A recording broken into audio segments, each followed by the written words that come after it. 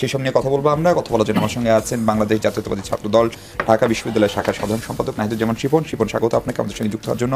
আছেন ঢাকা বিশ্ববিদ্যালয় সংসদের ছাত্র ইউনিয়নের সভাপতি মেঘমল্লার বসু। আপনাকেও স্বাগত। এবং আছেন ইসলামী ছাত্র শিবির ঢাকা বিশ্ববিদ্যালয় শাখার সভাপতি এস.এম. ফরাদ। আপনাকেও স্বাগত। শিপন, আপনাকে দিয়ে আলোচনা শুরু করি।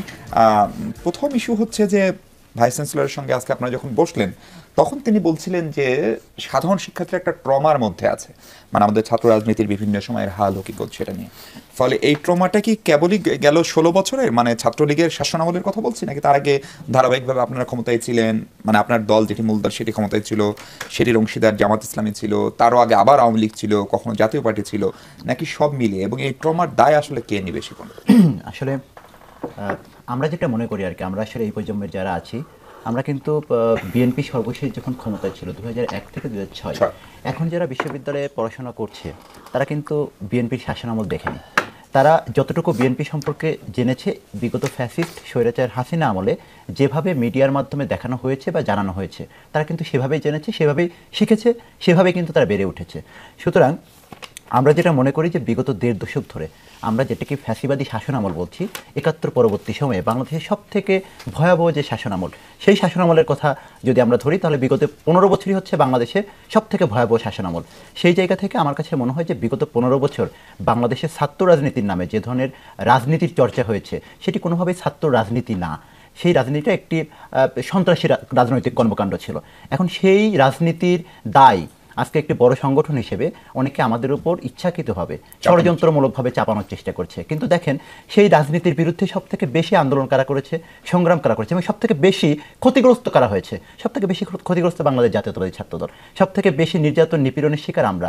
গেস্ট রুম বলেন, গণরুম বলেন, রাজপথে বলেন, এই যে আমাদের যে গণতান্ত্রিক বা সাংবিধানিক অধিকার, সেই অধিকার আদায়ের লক্ষ্যে সবথেকে বেশি নিপীড়নের শিকার কিন্তু আমরা, রাষ্ট্রযন্ত্রের শিকার আমরা।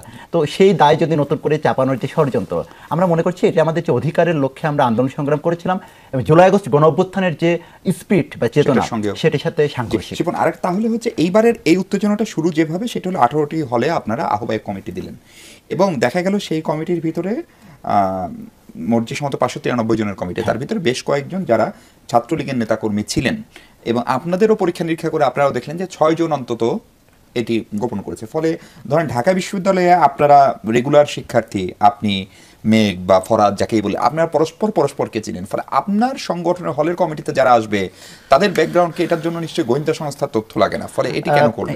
এটি যে কারণে হয়েছে আমরা যেটি মনে করি, দেখেন আমরা কিন্তু দীর্ঘদিন ঢাকা বিশ্ববিদ্যালয়ের হলগুলোতে অবস্থান করিনি। তো যারা হলে ছিল, যারা আমাদের সাথে এই 5 আগস্টের আগে হল থেকে এসে কর্মসূচি পালন করতো এবং আমাদের সাথে যোগাযোগ রাখতো, তারা কিন্তু হলে থাকতো।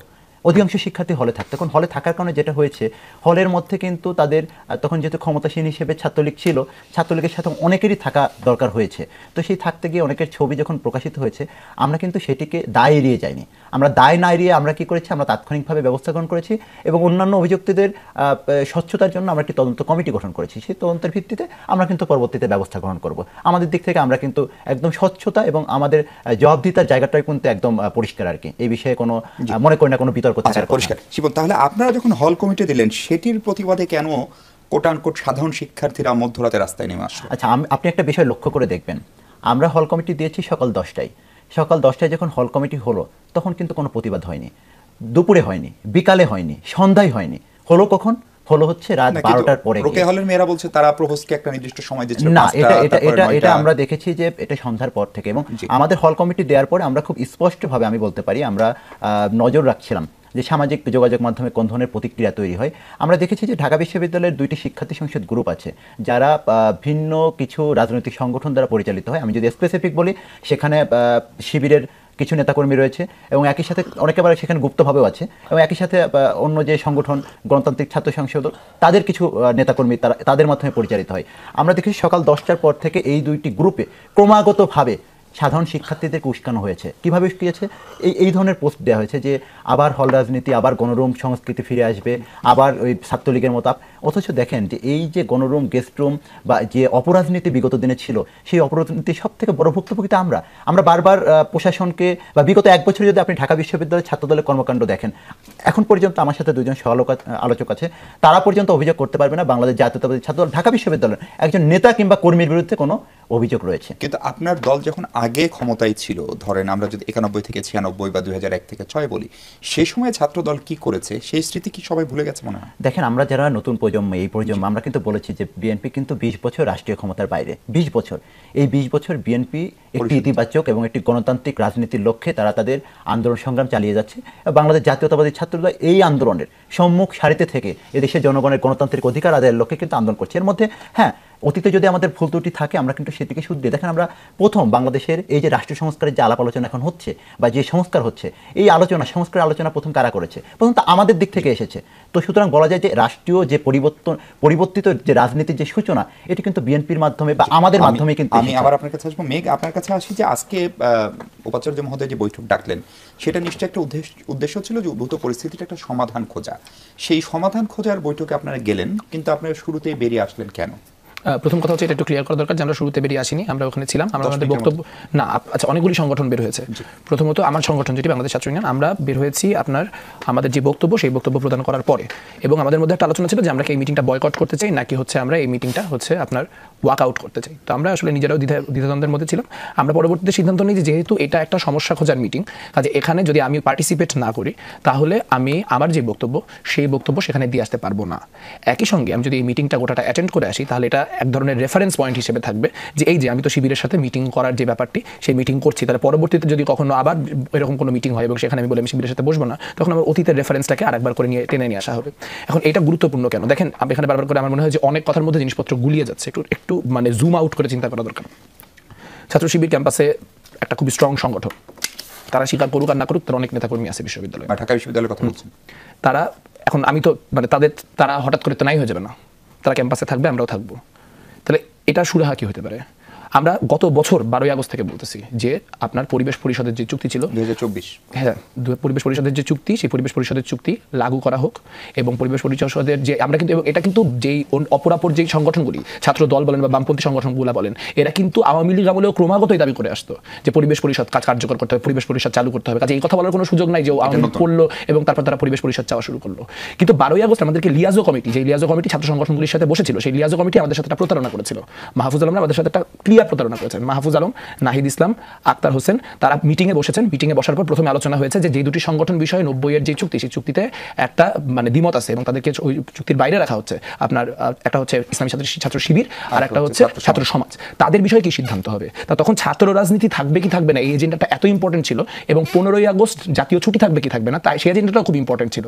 তো তখন সবার কথার মধ্যে একটা মিডল গ্রাউন্ড হিসেবে মাহফুজ আলম বলেন, ঠিক আছে, তাহলে আমরা এই মিটিংটা করি সবাইকে ডেকে, তারপরে ইসলামিক ছাত্র শিবির এবং আপনার জাতীয় ছাত্র সমাজকে কীভাবে ইনক্লুড করা হবে বা ইনকর্পোরেট করা হবে সেই প্রসেস আমরা করব। এখন মুশকিলটা হচ্ছে যে ইসলামী ছাত্র শিবির এমন একটা আচরণ করছেন যে এটা কখনো এক্সিস্টই করতো না।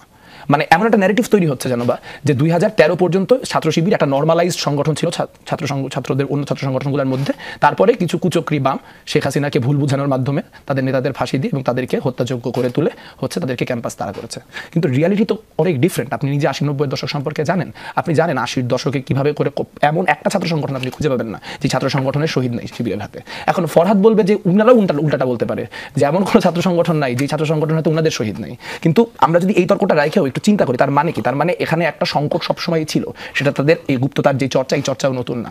এখন সেখানে কিভাবে এটার একটা সেটেলমেন্ট হবে সেটা তো করা লাগতো, কিন্তু সেটা না করে কি হলো, এখন উনারাই পারলে বলেন যে আপনারা 2013-তে আমাদের হত্যাযোগ্য করছেন, এই জন্য আপনাদেরই মানে পারলে আপনাদেরই আর কি ইনকম। উনারা বলেন, ওনারা দায়িত্বশীল ব্যক্তি, কিন্তু ওনাদের নিচের স্তরের অনেক লোকজন এই ভাষায় কথা বলেন যে তাদের শাহবাগীদের কিভাবে করে রাজনীতিতে করা হয়, যারা এই করছে পুনর্বাসন করা হয় ইত্যাদি ইত্যাদি। তো আমাদের অবস্থানটা খুব ক্লিয়ার। আমার কথা হচ্ছে যে এই আপনার হয় একটা অভ্যুত্থানের পর আপনার যে পুরানো সামাজিক চুক্তি, সেই চুক্তি সম্পূর্ণ ফেলে দিয়ে আপনার বলতে হয় যে সামাজিক চুক্তির এই সংকট ছিল, আমরা নতুনভাবে সামাজিক চুক্তিটি এভাবে করব, অথবা পুরাতন যে চুক্তিটি, সেই চুক্তিটির একটি কন্টিনিউয়েশনের মাধ্যম খুঁজতে হয়।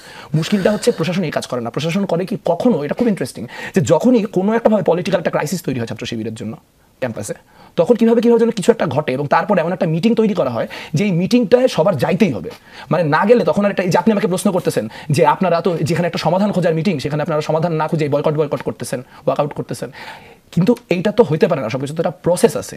এই যে প্রসেস ডিসরিগার্ড করে একটা সিস্টেম আমরা চালু করছি, যেখানে র্যাশনালিটি থেকে গুরুত্বপূর্ণ হয়ে যাচ্ছে যে কে কত জমায়েত করে কি বলতে পারলো, এটা আমাদের জন্য বিপজ্জনক। জি, এখন তাহলে ধরেন এই সংকটটার আলটিমেট সমাধান কি? আমরা যখন এই আলাপগুলো করছি তখন ডাকসু নির্বাচনের তফসিল দেওয়া হয়েছে এবং সেটা খুবই প্রত্যাশিত। ফলে এটাও খানিকটা দ্বান্দ্বিক কিনা যে আপনার বিশ্ববিদ্যালয়ের ছাত্র রাজনীতি থাকবে, আপনার সব পক্ষ এটা বলছেন, কিন্তু হলের ছাত্র রাজনীতি থাকবে না। এখন বিশ্ববিদ্যালয়ের শিক্ষার্থীর পরিচয় হচ্ছে আমি আসলে হলের ছাত্র, মূলত আমার সার্টিফিকেট তো হলের সার্টিফিকেট, তাই না? তাহলে হলে যদি না থাকে তাহলে ছাত্র রাজনীতিটা প্রিভেল করবে কিভাবে, বা সেটার ফরম্যাটটা কিরকম হবে? আচ্ছা, আমি হচ্ছে আপনার প্রশ্নের উত্তরের সাথে একটু শিপন ভাইকে এনগেজ করে একটু উত্তর দিই। সেটা হচ্ছে শিপন ভাই যে দাবি করেছেন যে হ্যাঁ আমরা ছাত্র দলের কোনো নেতাকর্মীর দ্বারা এখন পর্যন্ত বিশ্ববিদ্যালয়ে আক্রান্ত হই নাই, সেই দাবি সত্য। কিন্তু একই সঙ্গে আমি এটাও বলতে চাই যে আজকে একটা খবর আমরা দেখতে পেয়েছি যে জগন্নাথ বিশ্ববিদ্যালয়ে ছাত্র দলের একজন নেতৃস্থানীয় একজন ব্যক্তি, তিনি ইসলামিক ছাত্রী সংস্থার নেত্রীদের বিষয়ে খুবই একটি কটু মন্তব্য করেছেন। আমরা আশা করব যে এই ধরনের কর্মকাণ্ড আমরা যাতে না দেখি, আমরা যেন সবাই যে নারীরা রাজনীতি করেন তারা তাদের পোশাকের জন্য বোধ তাদের পোশাক ছোট কিনা এবং বোধ তাদের পোশাক অতিরিক্ত বড় কিনা, মানে তারা নিকাব পর্যন্ত পড়ছে এটার জন্য ইয়ে না করতে পারে। আমার কাছে মনে হয় যদি আপনি এই প্রসঙ্গ তোলেন নাই, কিন্তু এই মুহূর্তে এই কথাটা স্পেসিফিক্যালি বলা খুব ইম্পর্টেন্ট। তার কারণ নারীর যে নিরাপত্তা ইস্যু এবং নারীর রাজনীতিতে যে নারী যে রাজনীতিতে থাকতে পারছে না সেটা একটা অত্যন্ত গুরুত্বপূর্ণ ইস্যু। কাজে আমার চরমতম শত্রুর যে আমার পলিটিক্যাল প্রতিপক্ষ তারও যদি এরকম কোনো কিছু হয় তাহলে আমি এটার প্রতিবাদ করবো, সেই জায়গা থেকে প্রতিবাদটা করলাম। আর আলোচনা হচ্ছে হল নিয়ে, যে আলোচনাটা হচ্ছে আপনারা সবাই বুঝতেছেন এই জিনিসটা যে আসলে এটা কোনো যারা দাবি করেছে তারাও চিন্তা করে না এটার ইমপ্লিকেশন কি, যারা দাবিটা মেনে নিয়েছে তারাও চিন্তা করেন এটার ইমপ্লিকেশন কি। কারণ একটা বিশ্ববিদ্যালয় সেটা একটা কাঠামো, এই বিশ্ববিদ্যালয়ের আন্ডারে আপনার কাঠামো কিসে কিসে থাকতে পারে, ফ্যাকাল্টিতে থাকতে পারে আর হলে থাকতে পারে। তো যেই সংগঠন ছোট তার একটা হলে দুইটা হলে কমিটি আছে, যে সংগঠন বড় তার 5টা 7টা আছে, 20টায় আছে।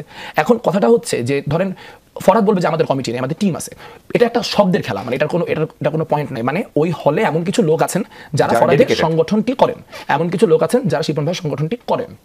এখন এই অর্গানোগ্রাম যেটা, সেই অর্গানোগ্রামের নাম নিয়ে তো আসলে কিছু যায় আসে না। মূল কথা হচ্ছে যে ছাত্রদের ভয়ের জায়গাটা কি, ছাত্রদের মূল ভয়ের জায়গাটা হচ্ছে যে গেস্ট রুম, গণরুম, র্যাগিং। গণরুম কেন হয়েছিল? কারণ কাঠামোগতভাবে বিশ্ববিদ্যালয়গুলোতে একটা আবাসন সংকট টিকিয়ে বা জিইয়ে রাখা হয়েছিল দীর্ঘদিন ধরে। তাহলে আমাদের প্রথমেই যেটা করার দরকার ছিল গত 1 বছরে, সেটা হচ্ছে বিশ্ববিদ্যালয়ের আবাসিক যে ক্যাপাসিটি, সেই আবাসিক ক্যাপাসিটিকে আমরা কেমনে ম্যাসিভলি বাড়াতে পারি, যাতে করে আমার যদি বিশ্ববিদ্যালয়ের শিক্ষার্থী থাকে 40,000, আমার যদি সিট থাকে 45,000, আসুক কোনো সংগঠন, সে তো আমাকে হলে সিটের কথা বলে রাজনীতিতে মিছিলে মিটিংয়ে নিতে পারবে না চাইলেও।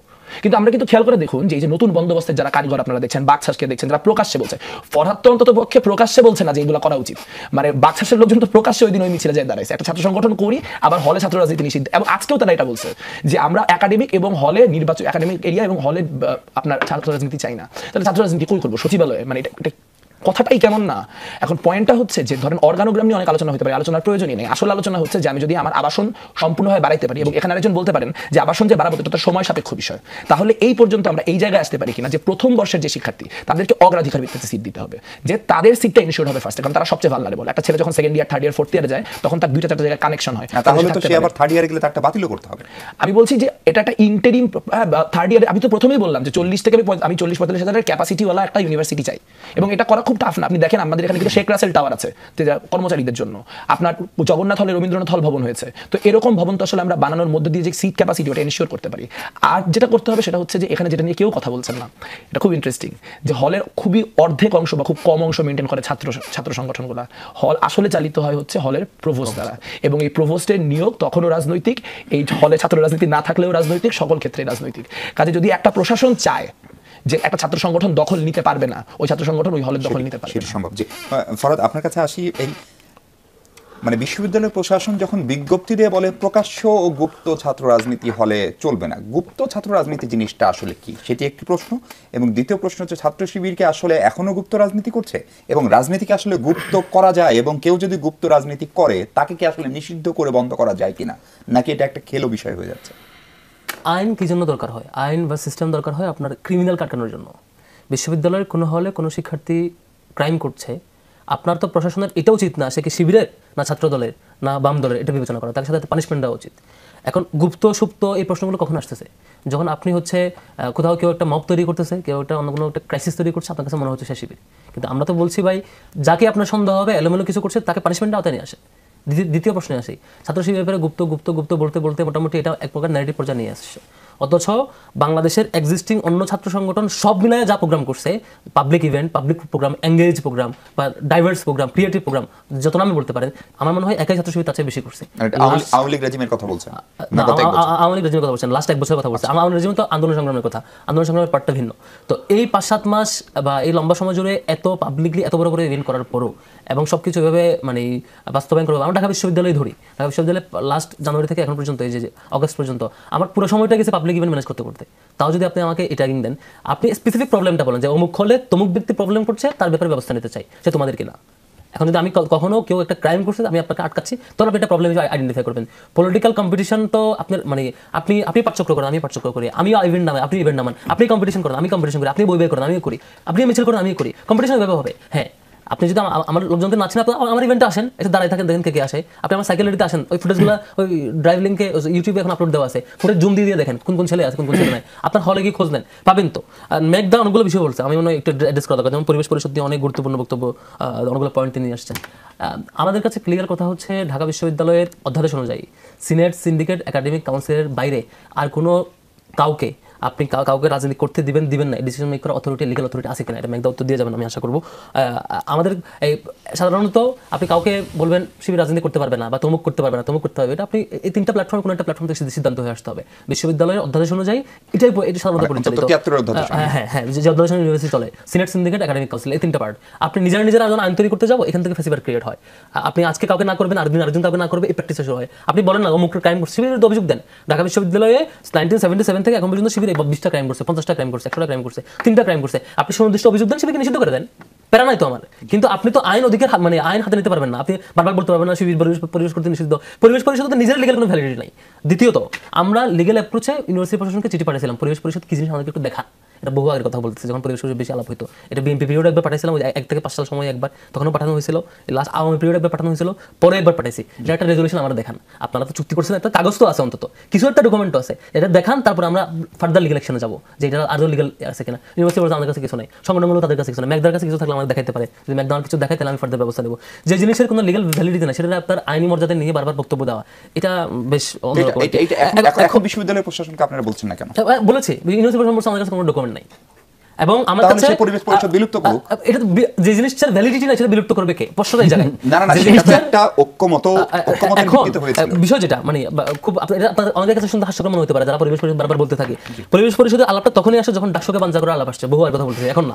মানে একটা পরিপূরক জায়গায় নিয়ে যাওয়া হয়েছে, মানে এখন না, তখন থেকে বহু একটা পরিপূরক জায়গায় নিয়ে গিয়ে ডাকসুর বিকল্প একটা প্ল্যাটফর্ম হিসেবে এক্সিস্ট করানোর একটা মাধ্যম উপকরণে নিয়ে যাওয়া হয়েছে আর কি। মেঘদা আজকে ওই যে প্রোগ্রাম বয়কট করছে, মেঘদারা আছে খুব ওয়ার্কআউট করছেন।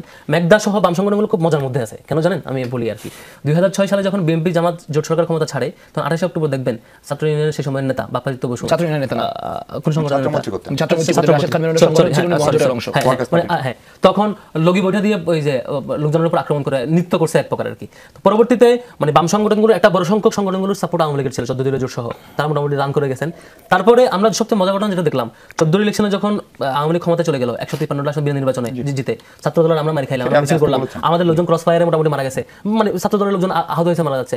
তখন এই যে মেঘদা সহ আর অন্য যাদের সংগঠন আছে, সবগুলো সংগঠন অ্যালামনাই সহ মিলে তারা যেসব জায়গায় যেখানে ছিল, পত্রপত্রিকায়, বিভিন্ন মিডিয়া হাউসে, বিভিন্ন এনজিওতে, বিভিন্ন সিভিল সোসাইটিতে, সবাই মিলে মতামত উৎপাদন করলো যৌথভাবে, যৌথ প্রযোজনায়, যে এটা ভাঙচুরের আন্দোলন, এটা হরতাল ভাঙচুরের আন্দোলন চলবে না, এগুলো দেশের উন্নয়ন পিছিয়ে দিচ্ছে, সুতরাং এগুলো বন্ধ করা দরকার। এক পর্যায়ে প্রায় সফল আন্দোলনটা ব্যর্থ হলো এবং আওয়ামী লীগ শেষ পর্যন্ত ফেসিবাদ হয়ে উঠলো আর কি। এখন এই যে দীর্ঘদিনের এই যাত্রা, এগুলো এখন ঢাকবেন কি করে? আমরা তো এই কোশ্চেনগুলো করবো। ঢাকার একটাই রাস্তা, কিছু হলেই ছাত্র শিবিরকে কি করতে হবে। আচ্ছা, এই সাধারণ শিক্ষার্থী বলে যে শব্দটা, এবং এরা যখন কোনো আন্দোলন করে, সেইটার সুবিধা কি বেশিরভাগ সময় ছাত্র শিবির পায়, নাকি খুলনা বিশ্ববিদ্যালয়ে যে মডেলে চলে, সেই মডেল যদি ঢাকা বিশ্ববিদ্যালয় অন্য বড় বিশ্ববিদ্যালয়কে প্রতিস্থাপিত হয়, তাহলেও সেটার সুবিধা ছাত্র শিবির পায়, এরকম ধারণা অনেকের। এই ধারণাটা অমূলক কিনা সেই প্রশ্ন রেখে আপনার কাছে একটা বিরতিতে যায়। দর্শক স্বাগত থাকবে, ছাত্র রাজনীতির কথা বলছি আমরা। ছাত্র শিবিরের ঢাকা বিশ্ববিদ্যালয় শাখার সভাপতি ফরাদ আছেন আমাদের সঙ্গে। ফরাদ, এই যে আমরা একটু আগে যেটা বলছিলাম যে খুলনা বিশ্ববিদ্যালয় মডেল, মানে ছাত্র রাজনীতি কার্যত নিষিদ্ধ, কিন্তু সব ধরনের সামাজিক সেবা, উপকার করা, কোচিং, এগুলো সবই করে। ফলে এ ধরনের ছাত্র রাজনীতি নিষিদ্ধ থাকলে শিবির লাভবান হয় বলে অন্যান্য ছাত্র সংগঠনগুলোর অনেক সাবেক নেতারাও মনে করেন। সেটা একটা জায়গা। এবং এই সাধারণ শিক্ষার্থী যারা, তারা কি আসলে ছাত্র শিবিরের সমর্থন পুষ্ট, বা তারা কি আসলে বেশি ছাত্র শিবিরকে সমর্থন করে? এটা মানে এই যে চিন্তাটা তৈরি হয়েছে, দুইটা কারণ হতে পারে। একটা কারণ হচ্ছে দায় চাপানোর রাজনীতি খুব হাইলি চলতেছে। দায় চাপানোর রাজনীতির মধ্যে আমরা তখন জবাবগুলো দিই না পারি, তখন অন টাইমে আমরা হয়তো সয়ে যাই, এঙ্গেজ হই না, যে কারণে ওইটা এস্টাবলিশ হয়ে যায়। যেমন ছাত্র রাজনীতি নিষিদ্ধের জন্য নাকি ষড়যন্ত্র আমরা করছি। আপনি মিছিলগুলো এখনো খুঁটে দেখবেন, ওইখানে সারিতে যারা লিড দিচ্ছেন, 10-12 জন, 15 জন, 20 জন, অলমোস্ট বড় সংখ্যক সবাই এখন বাচ্চা যোগ দিচ্ছে পরবর্তীতে। দায়ী হলো শিবিরের। এখন তারাই মাঝে মাঝে বক্তব্য দিয়ে বলে, এই যে আব্দুল কাদের কালকে পোস্ট করে বললো যে 9 দফাতে 7 দফা হচ্ছে ছাত্র রাজনীতি নিষিদ্ধের জন্য। আমি বলছি এই জন্য হচ্ছে ছাত্ররাজনীতি নিষিদ্ধ ষড়যন্ত্র ছিল। অথচ তখন তাকে আমি ক্লিয়ার করে বলছি এটা মূলত হলের শিক্ষার্থীরা রিস্ক নিয়ে লাইফ রিস্ক নিয়ে ছাত্রলীগকে পিটায় বের করছে। এখন যদি যেহেতু আওয়ামী লীগ গভর্নমেন্টে আছে এবং প্রশাসন পুরোপুরি সরকারের, এখন যদি তারা সেফটি ফিল না করে আন্দোলন চালিয়ে নিয়ে যাওয়া এবং ছাত্রলীগ পরে বেকার এদেরকে পিটাবে, টর্চার করবে, এদের সেফটির জন্য আপাতত এটা দেওয়াটা উচিত। এবং পরে এক দফায় টার্ন করলে পরবর্তীতে আমার হাইপোথিসিস যেটা ছিল 9 দফা তখন ভ্যালিডিটি শেষ, লিটারালি এটাই এক দফার ঘোষণার মধ্যে দিয়ে 9 দফার ভ্যালিডিটি শেষ এবং হাসিনা পতনের মধ্যে দিয়ে রাজনীতি পুরোটাই বিনিময়ের সুযোগ হয়েছে। যেহেতু ওই ইন্টারিম আওয়ামী পিরিয়ডে পুরো রাজনীতি বিনিময়ের সুযোগ নেই, প্রশাসন পুরোটাই আওয়ামী লীগের, পুরোটাই ফেসিবাদ। ওই সময়টা শিক্ষার্থীদের সেফটির জন্য এই দফা অ্যাড করা হয়েছে। কিন্তু আব্দুল কাদের কি করলো, নতুন বয়ান হাজির করলো, 7ম দফা এটা করছি ছাত্রদেরকে রাজনীতি করতে না দেওয়ার জন্য। তখন ব্যাখ্যাটা জানা সত্ত্বেও এখন নতুন ব্যাখ্যা হাজির করলো, এটা দায় চাপানো রাজনীতি। বিপরীতে আমি একটা ফেসবুক পোস্ট দিই নাই, আমাদের শিপন মনে করবে ওটাই মনে হয় সত্য। ঠিক সেম ভাবে এই যে কালকের ঘটনায়, কালকে এই বিশাল মিছিল হইলো, এই 400-500 শিক্ষার্থীদের নিয়ে এত কিছু হইলো, হয়তো মনে মনে শিপন ভাই মনে করতেছে এটা আমরা করছি, কারণ ওই যে আমরা চুপচাপ ছিলাম, এটাতে এঙ্গেজ হয় নাই। এইটা যারা ঘোষণা দিয়ে লিড দিয়ে মেকানিজম করে ইনফ্লুয়েন্স করে করছে তাদের প্রতি বাইরে দায় দিবে না, এভাবে করে দায় চাপা। এবং অলরেডি বিএনপি তখন পেজগুলোতে দায় দিছে যে সারা রাত ব্যাপী যেটা শিবির করতেছে। তো এটার মধ্যে এভাবে চলতে থাকলে আমরাও চুপ থাকি, আমরাও এঙ্গেজ হই না। আমাদের একটা সিস্টেম হচ্ছে অপ্রয়োজনীয় কেউ ব্লেম করলে এটা নিয়ে ব্যস্ত থাকি না, আমাদের কাছে আমরা করতে থাকি। তো যে কারণে সাধারণ শিক্ষার্থী এটা এভাবে প্রসিদ্ধ হয়ে গেছে, এরা বোধ হয় আমাদের। আরেকটা কারণ আছে, সেটা হচ্ছে বাস্তবে আমাদের সাধারণ শিক্ষার্থী অনেক বেশি নতুন করে শিবিরে এঙ্গেজ হচ্ছে, রিক্রুটমেন্ট হাইলি হচ্ছে। এটা কারণ হচ্ছে ইন্টারনাল প্র্যাকটিস। মনে করেন আমি যখন ম্যাকদার দলে যোগ দিতে চাইবো, আমি তো তাদের ইন্টারনাল প্র্যাকটিস অ্যানালাইসিস করবো, দেখবো যে খালি মিছিল করে, খালি বিরোধিতা করে, খালি ক্যাম্পেইন করে। আমি যখন ছাত্র দলের অ্যানালাইসিস করবো, দেখবো যে এটা ওইটা আমার এটা হচ্ছে। আর যখন সে শিবিরকে অ্যানালাইসিস করবো, দেখবে এখানে ট্রেনিং প্রোগ্রাম হয়, স্কিল ডেভেলপমেন্ট প্রোগ্রাম হয়, এখানে তার অন্যান্য পাঠচক্র, স্টাডি সার্কেল, এটা সেটা নানান ডাইমেনশনে তাকে শেখানো হয় এবং তার ক্যারিয়ার ডেভেলপমেন্ট। আমাদের তো আমার কাছে মনে হয় মোর দেন 95% কর্মসূচি আমাদের শুধুমাত্র ওই ব্যক্তিকে কীভাবে ভালো মানুষ হয়ে স্কিলড হয়ে গড়ে তোলা যায়, এভাবে করে আমরা সারাদিন হয়তো রাজনৈতিক প্রোগ্রাম যদি আমি 5টা করে থাকি, স্কিল ডেভেলপমেন্ট প্রোগ্রামে গেছে কমপক্ষে 15টা। মানে আমার যদি আজকে মানে অ্যাটেন্ডেন্স রেশিও চিন্তা করি, আমার সারাদিন যাইবে, আমার মেম্বার দিন যাইবে। ফলে যখন এটা তো আসলে স্নোবল সিস্টেমে একজন অপরজনের সাথে কানেক্টেড থাকে। এখন যখন একটা কর্মী সে যখন একটা স্কিল ডেভেলপমেন্ট প্রোগ্রামে যায় এবং সে যখন দেখে যে শিবিরের কারণে সে যাচ্ছে, আরেকজন আসতে থাকে, এভাবে যখন হাই স্কেলের শিক্ষার্থীরা এঙ্গেজ হতে থাকে, তখন বাকিরা বিরোধিতা করে খুবই স্বাভাবিক। তো এভাবে বিরোধিতা করে আসলে শিক্ষার্থীদের এঙ্গেজমেন্ট কমাতে পারবে না, এটা মানে বড় জায়গা আর কি। আমরা আসলে প্লেসড এই জায়গায় যে আসলে শিক্ষার্থীরা আমাদেরকে একটা বড় সংখ্যক শিক্ষার্থী আছে যারা হচ্ছে শিবির না করেও শিবিরের অন্যান্য প্রোগ্রামগুলোতে আসছে। আমি এখানে ছোট একটা প্রশ্নকে ছোট করে উত্তর দিন। ধরেন বিশ্ববিদ্যালয়ের শিক্ষার্থীদের প্রায় অর্ধেকই নারী ধারণা করা হয়, আপনাদের অনুষ্ঠানগুলোতে নারীরা আসে না সচরাচর, আমাদের দেখেন তাদের উপস্থিতি কি একটু কম বা নারীদের কাছে? আমরা এখানে দুই ভাগে ভাগ করছি। একটা হচ্ছে আমাদের বড় যে প্রোগ্রামগুলো, বড় ইভেন্ট, সেখানে আমরা সরাসরি ফিমেলরা এমনিতে আসেন। লাস্টে যে ট্রেসি প্রোগ্রাম দেখলে দেখবেন সারাদিনে ফিমেল স্টুডেন্ট আসছে। আর এই যে স্কিল ডেভেলপমেন্ট প্রোগ্রামগুলো আমরা মেল ফিমেল ভাগ করছি। আমাদের ভাতৃপ্রতিম যে সংগঠন ছাত্রী সংস্থা তারা এটা কন্টিনিউ করে এবং যত স্কিল ডেভেলপমেন্ট প্রোগ্রামগুলো আমরা যেভাবে কন্টিনিউ করি তারা সেম মডিউলে তারা এটা কন্টিনিউ করতে থাকে এবং এটা ডাকসু নির্বাচন হলে কি ছাত্র শিবির এবং ছাত্রী সংস্থা একসঙ্গে প্যানেল দিবে? ধারণা করতে পারেন, সম্ভাবনা আছে। এরকম কোনো চূড়ান্ত সিদ্ধান্ত এখন সিদ্ধান্ত পৌঁছায় নাই আমরা, এবং একসাথে হওয়াটা স্বাভাবিক আর কি, যেহেতু আমরা মানে মিউচুয়ালি কোঅপারেটিভ এবং প্রত্যেকটা কার্যক্রমে। তবে আমরা এখনো কে কোন পোস্টে কিভাবে প্যানেল হবে এটা আমরা চূড়ান্ত সিদ্ধান্ত এখন পর্যন্ত আসি। মেঘমল্লার এই পুরো আলোচনাটা আমরা যখন করছি তখন আসলে ডাকসু নির্বাচনের একটা প্রস্তুতি থাকার কথা, উল্লাস উচ্ছ্বাস দাবি সেটা থাকার কথা, সেখান থেকে কি দৃষ্টিটা ডাইভার্ট হলো? ধরেন ছাত্রদল মনে করছে ডাকসু নির্বাচন হলে তারাই জিতবে, ফলে তারা মনে করে এটা কেউ সরাচ্ছে, তাদের অভিযোগ ছাত্র ফরাদের দিকে। ফরাদ মনে করে তাদের দিকে মানুষের জনসম্পৃক্ততা বাড়ছে, ফলে সেইখান থেকে সরানোর জন্য। আসল কাহিনীটা কি আসলে মনে হয়? এখন খুব স্পষ্ট করে বললে আসলে এটা কে করেছে, মানে কার কারণে এই পরিস্থিতিটা তৈরি হলো, সেটা এককভাবে বলাটা খুব ডিফিকাল্ট। কারণ আমরা দেখলাম যে হচ্ছে আপনার আসলে যে সময়টা আসলে আমাদের প্রত্যেকের ব্যক্তিগত ক্ষেত্রেও এটা ডিফিকাল্ট হচ্ছে, কারণ সবারই ডাকসু কেন্দ্রিক প্রস্তুতির বিষয় ছিল। এখন ডাকসু কেন্দ্রিক প্রস্তুতির যেই সময়টা, সেই সময়টা যে আসলে ব্যয় হচ্ছে হলো মানে এই পূর্ববর্তী বিভিন্ন ইস্যু নিয়ে, সেইটাও আসলে মানে কি বলবো, আমার মনে হয় না কারোর জন্যই কাম্য। কিন্তু ইস্যুগুলি কেন তৈরি হয়েছে সেটি তো আমি আমার প্রথম আলোচনায় বা প্রথম কথাতে বলেছি। আমি একটু ফরহাদকে এনগেজ করতে চাই। ফরহাদ একটা খুব ইন্টারেস্টিং কাজ করেছে, সে বাপ্পাদিত্য বসুকে হচ্ছে বা বাংলাদেশ ছাত্র ইউনিয়নের নেতা হিসেবে চালিয়ে দিয়েছে, পরে আপনি সংশোধন করেছেন। খুব ইন্টারেস্টিং না? কেন বললাম কথাটা, কারণ ডিসইনফরমেশনের কথা যেহেতু হচ্ছে, বিপ্লবী ছাত্র মৈত্রী, যেটা কিন্তু বাংলাদেশ ছাত্র মৈত্রী না, বামপন্থীদের নামগুলা খুব কাছাকাছি হওয়া, এটা একটা মানে ডিসইনফরমেশনের কনফিউশনের একটা খুব মজার একটা জিনিস, ডাইনামিক তৈরি হয়। সেই বিপ্লবী ছাত্র মৈত্রীর নেতা আমাদের ক্যাম্পাসে জাবির আহমেদ জুবেল হচ্ছে মানে আপনারা খুঁজলেই পাবেন, মোদী বিরোধী আন্দোলন বলেন, আপনার বিরুদ্ধে আন্দোলন বলেন, সব গোটা আওয়ামী লীগ আমলে অসম্ভব ভোকাল থাকা মানুষ, অসম্ভব কষ্ট নিপীড়ন সহ্য করা মানুষ। 5ই আগস্টের পরে তার সংগঠনের নামটা জাস্ট একটু চেঞ্জ করে বাঁশের কেল্লা পেজ থেকে, এখন এটা অথেন্টিক বাঁশের কেল্লা না আনঅথেন্টিক বাঁশের কেল্লা আমি তো জানি না, ফরহাদ জানতে পারে, আমি আমার ধারণা ফরহাদও জানে না, যেহেতু অনেকগুলো বাঁশের কেল্লা, একাধিক বাঁশের কেল্লা পেজ থেকে তাকে বাংলাদেশ ছাত্র মৈত্রী নেতা বলে মানে অর্থাৎ মেননের সাথে ট্যাগ করে এই এখন মুশকিলটা হচ্ছে যে ধরেন এই ডিফেন্সগুলো না আমরাও এই অতীতের ডিফেন্স দিতে আগ্রহী না, কিন্তু কিছু জিনিস একটু চিন্তা করা দরকার। যে ধরেন ফরহাদ বলতেছেন যে বাংলাদেশের বামরা খুব মজায় আছে। কেন মজায় আছে? কারণ হচ্ছে আমরা 2013-14 হচ্ছে একটা ন্যারেটিভ তৈরি করে তাদেরকে হত্যাযোগ্য করেছি। এবং এর আগে উনি একটা প্রোগ্রামে বলেছেন যে 153টা আসনে যে বিনা প্রতিদ্বন্দ্বিতায় নির্বাচন হলো, সেই বিনা প্রতিদ্বন্দ্বিতায় নির্বাচন বামপন্থীদের কারণে হইতে পারছিল। কিন্তু ফ্যাক্টস আর ফ্যাক্টস। ওই নির্বাচনে সিপিবি বলেন, বাসদ বলেন, মাওবাদী ছাত্র মাওবাদী সংগঠন বলেন, কোন ওই আপনার ইনুমেনন ছাড়া, মানে শেখ হাসিনার গৃহপালিত প্রাণী দুটি ছাড়া আর কেউ নির্বাচনে যায়নি।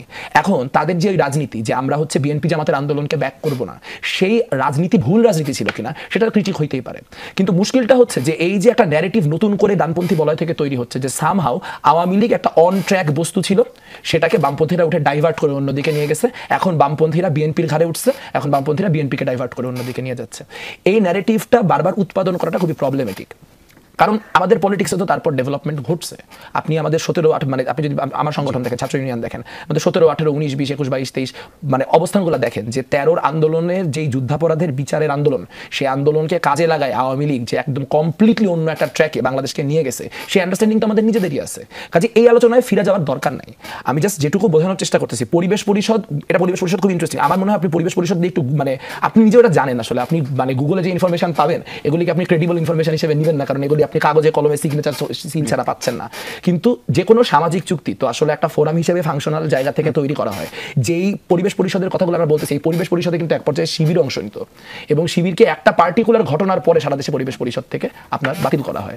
তো সেইটাকে আপনি আসলে কিভাবে ডিল করবেন সেটা আপনার উপর। কিন্তু একটা জিনিস কার্যকর ছিল, 2018 ডাকসু নির্বাচনের আগে আবার শিবির নিয়ে আলোচনা হয়েছে। সেখানে শুধু ছাত্র দল এবং বাংলাদেশ ছাত্র ইউনিয়ন বা বামপন্থী ছাত্র সংগঠনগুলি না, ইসলামিক শাসনতন্ত্র ছাত্র আন্দোলনও আপনার কিনা শুধু পার্টিসিপেট করছে তা না, সেখানে শিবিরকে নেওয়া হবে কিনা বা শিবিরকে অংশগ্রহণ করতে দেওয়া উচিত কিনা সেই মর্মে আলোচনা হয়েছিল। সেখানে সবাই সেটা রিজেক্ট করেছিলেন। আচ্ছা, পরিবেশ পরিষদ তো ফাংশনাল ছিল। এখন আপনি বলতে পারেন 24-এর পরে এটা আপনি রাখবেন না, কিন্তু তাহলে সেটা ঘোষণা দিয়ে করতে হবে। এখন এইটা খুব ইন্টারেস্টিং জিনিস যে আমরা এটা নিয়ে দোষ দিতেছি ফরহাদ কেমন ভাবে যে যেন ডিফ্যাক্টো প্রক্টর উনি। আমি কথাটা নিজে 2-4 জায়গায় বলছি। এটা আসলে ক্রিটিসিজমটা ফরহাদের না, এই ক্রিটিসিজমটা আমাদের প্রক্টরের। যে তাহলে পরিস্থিতিটা কি যে হচ্ছে উনি এটা মানে, এবং আমরা উনারা জিজ্ঞেস করলে যা এই প্রসঙ্গগুলো নিয়ে ওনারা যা বলেন, আমরা জিজ্ঞেস করলে একই কথা বলেন না। কাজে কোথাও প্রশাসনের একটা ক্লিয়ার স্ট্যান্স নিতে হবে, সেটা নিলে কেউ নাকি অখুশি হবে, কিন্তু নিতে হবে। শিপন, ডাকসু নির্বাচন থেকে আলোচনাটা একটা প্রচলিত ধারণা হচ্ছে ছাত্রদল এই মুহূর্তে আসলে ডাকসু নির্বাচন মনে প্রাণে চায় না। এটা অনেকেই বিশ্বাস করেন, মানে এমনকি ছাত্র সংগঠনগুলোতে বটেই সিনিয়রদের অনেক আলোচনায় আমরা শুনেছি, এটা মানুষের ধারণা। ফলে এইটার ব্যাখ্যা কি এবং এই ডাকসু নির্বাচনে আসলে আপনারা এরকম মনে করেন কিনা বাকসা, ছাত্র শিবির, ছাত্র শক্তি এরা সবাই এক হয়ে গেলে, এবং আমরা দেখি যে ডাকসু সবসময় একটু ক্ষমতাসীনদের বিরুদ্ধে থাকে, ফলে যেহেতু বিএনপিকে এখন শ্যাডো গভর্নমেন্ট মনে করা হয়, সেই কারণে ছাত্রদল কি সামহাউ ডাকসুকে অ্যাভয়েড করতে চায়? আমি একটু এ ব্যাপারে যেটা বলি আর কি, সেটা হচ্ছে যে 5ই আগস্টের পর থেকে আমরা দেখছি যে ছাত্রদলকে যেমন ছাত্রলীগের বিপরীতে দাঁড় করানোর একটা চেষ্টা, ঠিক একইভাবে ছাত্রদল ডাকসু চায় না এরকম একটি ক্যাম্পেইন ধারাবাহিকভাবে চালানো হচ্ছে। এবং আমি আরেকটা মজার ঘটনা বলি। ধরেন এখন তো একটা ভালো পরিবেশ, বাংলাদেশে একটি গণতান্ত্রিক পরিবেশ তৈরি হয়েছে, যে যার মত প্রকাশ করতে পারছে। 2019 সালে সর্বশেষ যে ডাকসু নির্বাচন হয়েছিল তখন তো আমরা ক্যাম্পাসে যেতে পারতাম না। সেই ডাকসু নির্বাচনকে কেন্দ্র করে যখন আমরা ক্যাম্পাসে প্রথমবার ঢুকি তখনও মধুর ক্যান্টিনের সামনে আমাদের উপর হামলা হয়েছে। তারপরেও তার কিন্তু 1 মাস পরে আমরা ডাকসু নির্বাচনে অংশগ্রহণ করেছি, যখন বাংলাদেশে বিরোধী মতের উপর সর্বোচ্চ দমন নিপীড়ন চালানো হচ্ছিল। তাহলে আমাদের যে গণতন্ত্রের প্রতি যে আমাদের যে বিশ্বাস বা আমাদের যে মূল্যবোধ, সেটি কিন্তু আমরা তখনও এই ধারাবাহিকতা রক্ষা করেছি।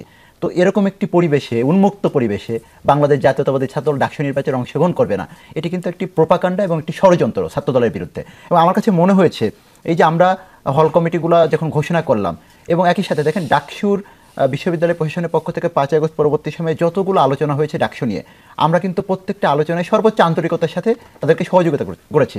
শুধু এটাই না যে সহযোগিতা করেছি, ডাকসু নিয়ে শিক্ষার্থীদের কল্যাণের কথা চিন্তা করে কেমন ডাকসু হলে শিক্ষার্থীদের পরিপূর্ণ স্বাধীনতা নিশ্চিত হয় এবং শিক্ষার্থীদের জন্য যাতে ডাকসু হয়, সেই লক্ষ্যে কিন্তু আমরা একটি আমার কাছে মনে হয় সবথেকে গ্রহণযোগ্য ডাকসুর যে সংস্কার প্রস্তাবনা, এবং সেই আমাদের সংস্কার প্রস্তাবনা থেকে কিছু সম্পাদক পদ তারা গ্রহণ করেছে, কিন্তু আমাদের মূল দাবিগুলো কিন্তু তারা উপেক্ষা করেছে। সেটা আমাদের না, এই দাবিগুলো অন্যান্য ছাত্র সংগঠন প্রায় প্রতিটি শিবির ব্যতীত প্রায় প্রত্যেকটি ছাত্র সংগঠন এই দাবি জানিয়েছে। এর মধ্যে একটা গুরুত্বপূর্ণ দাবি, এটা বলা উচিত যে কেন আমরা ডাকসু চাই।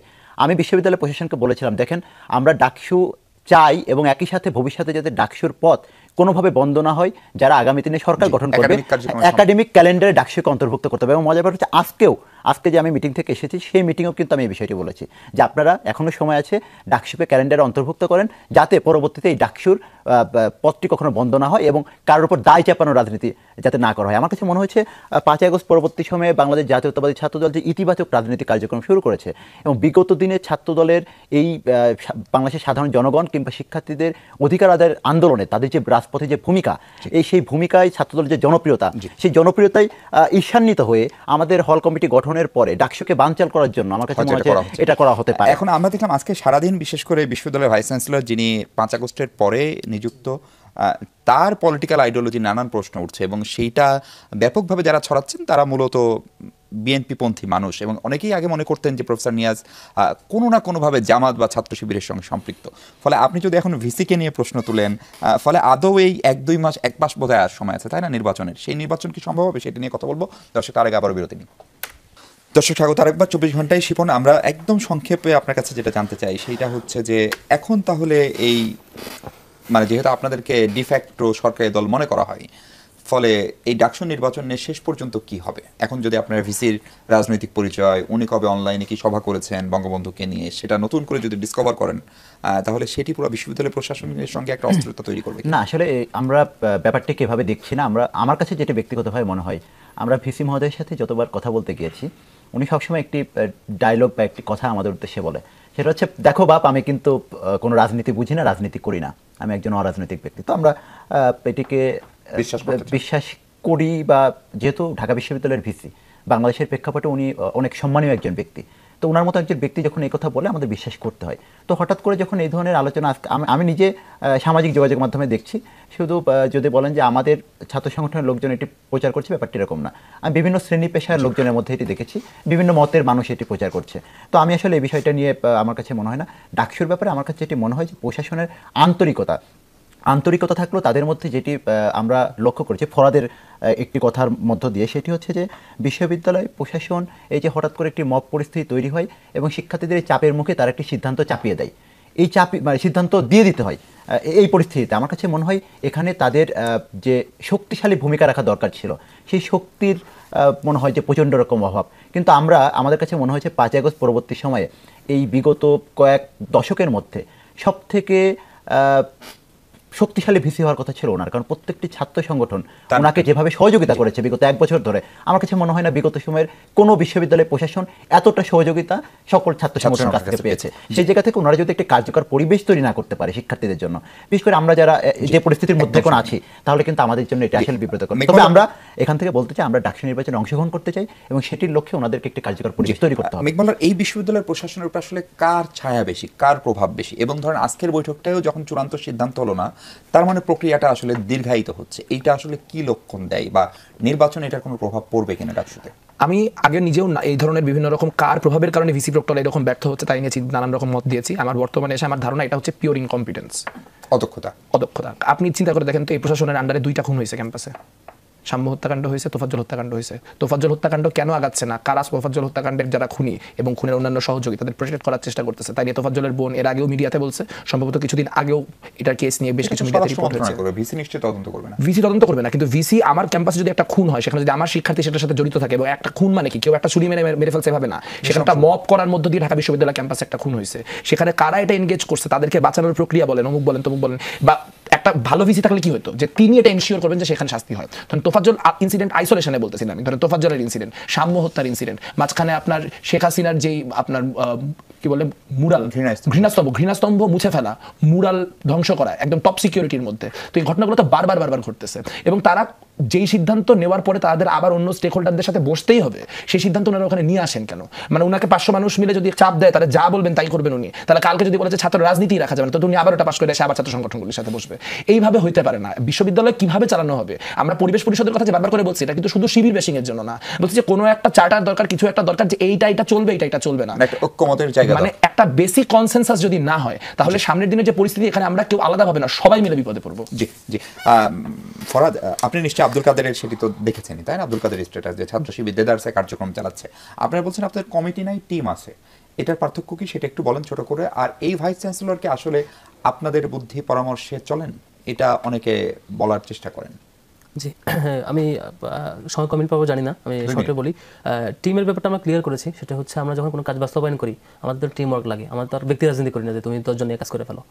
বড় একটা ইভেন্ট নামাবো, একটা ভলান্টিয়ার টিম লাগে যে এই হল থেকে এই 5 জন এসে রিসিভ করবা, এই 5 জন এসে পানি ফিল্টার হ্যান্ড ওভার করবা, first aid box hand over করবা, সাইকেল রেলতে তমুক হল থেকে 50 জন আসবে তাদেরকে তোমরা ওয়েলকাম করে রিসিভ করবা।